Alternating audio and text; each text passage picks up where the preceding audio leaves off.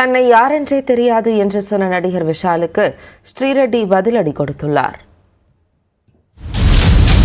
மலையாள திரையுலகில் நடந்த பாலியல் சுரண்டல்களை வெளிப்படுத்திய நீதிபதி ஹேமா ஆணையத்தின் அறிக்கையை தொடர்ந்து தமிழ் திரையுலகத்திலும் இதுபோன்ற புகார்கள் உள்ளதா என்பது குறித்து விவாதங்கள் தொடங்கியுள்ளன. இந்நிலையில் சென்னையில் செய்தியாளர்களிடம் பேசிய தென்னிந்திய நடிகர் சங்க பொதுச் செயலாளர் விஷால், சினிமா வாய்ப்புக்காக நடிகைகளிடம் அட்ஜஸ்ட்மெண்ட் கேட்பவர்களை காலணியால் அடிக்க வேண்டும் என்றார். எங்கும் பாலியல் தொல்லைகள் இருக்கலாம் என்றும் தவறு செய்தவர்கள் யாராக இருந்தாலும் தண்டனை அனுபவித்தே தீர வேண்டும் என்றும் கூறினார். கேரளாவை போல தமிழ்நாட்டிலும் ஹேமா கமிட்டி போன்று ஒரு குழு விரைவில் அமைக்கப்படும் என்றும் உறுதியளித்தார்.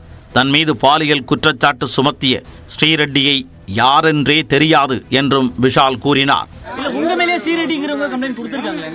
ஸ்ரீரெட்டி யாருன்னு எனக்கு தெரியாதுங்க. அவங்க பண்ண சேட்டை தான் எனக்கு தெரியும் தவிர அவங்க யாருன்னு எனக்கு தெரியாது. இவங்க இப்படி பண்ணாங்க, அவங்க அப்படி பண்ணாங்க அப்படின்னு சொல்லி தவறான செயலா இருக்கு. ஈஸியா யார் மேல, என் மேல கூட யாரு வேணாலும் குற்றம் சாட்டலாம். பட் என்ன நடந்ததுன்னு உண்மை தெரியணும்ல. தன்னை யாரென்றே தெரியாது என்று சொன்ன விஷாலுக்கு நடிகை ஸ்ரீரெட்டி காட்டமாக பதிலடி கொடுத்துள்ளார். இது தொடர்பாக அவர் தனது எக்ஸ் பக்கத்தில் ஒரு பெண்ணை பற்றி பேசும்போது நாவடக்கம் தேவை என்றும் கவனமாக இருக்க வேண்டும் என்றும் குறிப்பிட்டுள்ளார். பெண்கள் குறித்து விஷால் உபயோகப்படுத்தும் தவறான வார்த்தைகள் அவரால் ஏற்படும் பிரச்சனை குறித்து அனைவரும் அறிவார்கள் என்றும், விஷால் எவ்வளவு பெரிய ஃப்ராடு என்று ஊருக்கே தெரியும் என்றும் விமர்சித்துள்ளார்.